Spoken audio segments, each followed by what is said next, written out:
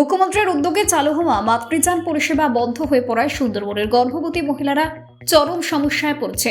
কুতুলি ব্লকের 16টি মাতৃযান চালকেরা দীর্ঘদিন ধরে বকেয়া টাকা না পাওয়ায় পরিষেবা বন্ধ রাখে।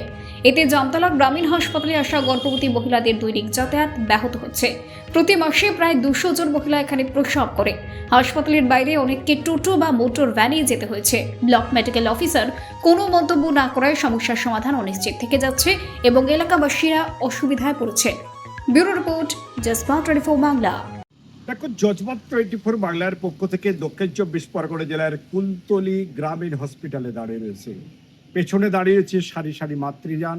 16টি মাতৃযান এই হসপিটালে চলে, কিন্তু হসপিটালে মাতৃযান ইতিমধ্যে চালক কিংবা মালিকরা বন্ধ করে দিয়েছে। বন্ধ করার একটি কারণ, বছরের পর বছর সরকারের কাছে টাকা পড়ে যাওয়ায় বা পড়ে থাকায় তারা কিন্তু চালাতে পারছে না, এই দায়ভার গ্রহণ করতে পারছে না তারা। তবে এলাকার মানুষ কিংবা অন্যান্যদের সঙ্গে কথা বলে জানা গেছে প্রতি মাসে প্রায় 200টি মা এখানে কিন্তু তারা পরিষেবা নেবার জন্য আসে। এর ফলে এই এলাকার যে মায়েরা রয়েছে তাদের ভ্যানে কিংবা রিক্সায় কিংবা ম্যাজিক গাড়ি অথবা টোটোয় করে তাদের আসতে হচ্ছে, আর রাস্তার পরিস্থিতি খারাপ হওয়ায় পড়তে হচ্ছে সমস্যায়। কবে চলবে এই মাতৃযানগুলো সেটাই এখন দেখার। দক্ষিণ 24 পরগনাতে গোপাল শীলের রিপোর্ট, জজবাত 24 বাংলা। কি হয়েছে? দেখলাম টোটো করে আনছেন পেশেন্ট, কি হয়েছিল? আরে পেশেন্টের তো অসুবিধা ছিল, কাল আমার হসপিটালে এনেছিলাম। হসপিটাল ডাক্তার রিপোর্টে দেয়নি, বললো যে বাচ্চার সময় হয়ে বাকি আছে এখন, তাহলে হসপিটাল বাবার বাড়ি বাচ্চা থাকে মা, সেখানে এবারে আমাদের আশা দিদিমণি বললাম, বলে আমার কোনো দায়িত্ব নেই, আমি যাব না, ওই আশা দিদিমণিকে বলবেন। ওখানে আশা দিদিমণি গেল, ডাকলো, সে বললো বাচ্চা এখানে হবে, গাড়ি ফোন করলো, বললে যে আমাদের পরিষেবা ঠিকমতো দেয় না, আমরা গাড়ি নিয়ে যেতে পারবো না। কি দেয় না? ওই বিল মাইনে দিচ্ছে না, বিল দিচ্ছে না, যে কারণে গাড়ি যায়নি। হ্যাঁ হ্যাঁ। তাই বাড়িতে বাচ্চা হলো না হসপিটালে হলো? বাড়িতে হয়েছে। তারপর কি করলেন? তারপর বাড়ি টোটো ছিল, ভাড়া করে নিয়ে এসেছি হসপিটালে। টোটো করেই আনলেন? টোটোই করে আনলাম। অ্যাম্বুলেন্স যায়নি বাড়িতে? যাইনি। কি নাম আপনার? আমার নাম শাহাবুদ্দিন মণ্ডল। দেখলাম গর্ভবতী মাকে টোটো করে আনলেন, কি সমস্যা হয়েছে? টোটো করে কেন আনলেন? অ্যাম্বুলেন্স কি হয়েছে? অ্যাম্বুলেন্সের কাছে ফোন করলাম, অ্যাম্বুলেন্স বললো আমাদের মাইনে দেয় না, আমরা যাব না, ওই জন্য ওর টোটো করে এনেছি। হ্যাঁ, মাইনে দেয় না বলতে কি বলতে চাইছো? ও বললো আমাদের বিল টিল দেয় না অনেক দিন থেকে, আমরা যাব না গাড়ি নিয়ে। বাড়ি কি বাচ্চা হয়ে গেছে না? বাচ্চা হওয়ার আগে অ্যাম্বুলেন্সের কাছে ফোন করেছি, করার সঙ্গে সঙ্গে অ্যাম্বুলেন্স বললো আমরা মাইনে পাই না, আমরা গাড়ি নিয়ে যাব না। এবারে কি করো, বাচ্চা বাড়িতে হয়ে গিয়েছে, এবার টোটো করে নিয়ে হাসপাতালে এসেছি। কোন জায়গায় ঘটনাটা ঘটলো? কোয়াবাটি। কি নাম আপনার?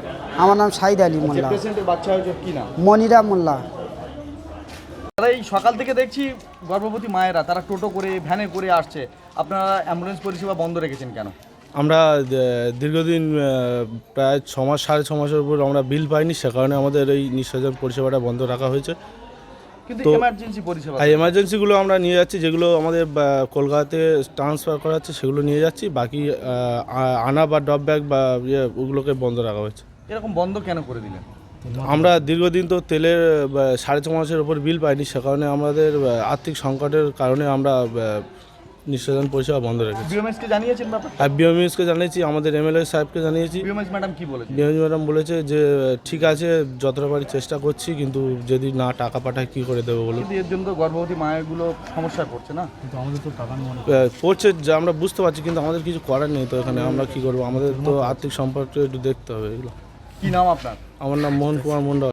নিঃসরণ বিল পাচ্ছি না, 6 মাস প্লাস হয়ে গেছে, যার কারণে আমরা নিঃসরণ পরিষেবা বন্ধ রেখেছি। মানে পুরোপুরি বন্ধ রাখিনি, এমার্জেন্সি পরিষেবা আমরা কিছুটা চালু রেখেছি। যেগুলো ট্রান্সফার আউট হচ্ছে, এমার্জেন্সি থাকবে, সেগুলো তো আমাদের দেখভাল করতে হবে, কারণ তার জন্য আমরা মানে পরিষেবা চালু রেখেছি।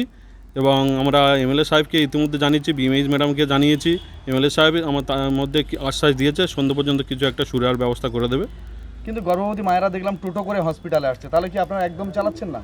না, একদম চালাচ্ছে না, বলে যেহেতু এমার্জেন্সি সার্ভিস সেগুলো এটা চালু রেখেছি। যেমন ধরুন এখান থেকে কোনো পেশেন্ট যদি বাই চান্স সিরিয়াস অবস্থায় কলকাতায় রেফার হয়, সেগুলো আমরা তো পরিষেবা দিচ্ছি, কিন্তু আনার ক্ষেত্রে আমরা আপাতত বন্ধ রেখেছি, কারণ আমরা দীর্ঘদিন ধরে টাকা না পাওয়ার কারণে।